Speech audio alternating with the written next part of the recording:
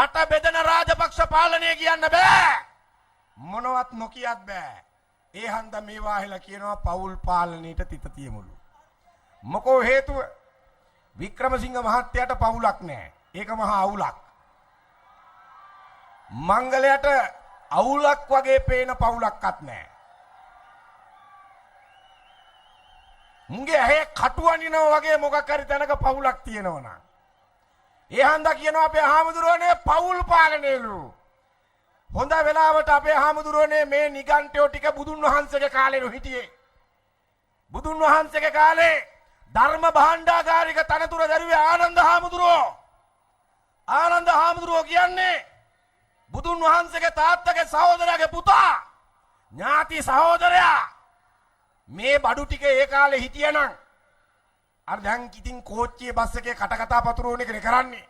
මේ බඩු ටික ඒ කාලේ හිටියනම් ඔය ජනපද කල්යාණියෝ ඉන්න තැන්වලට ගිහිල්ලා කටකතා පතුරවනවා අන්න දැක්කද බුදුහාමුදුරුවෝ.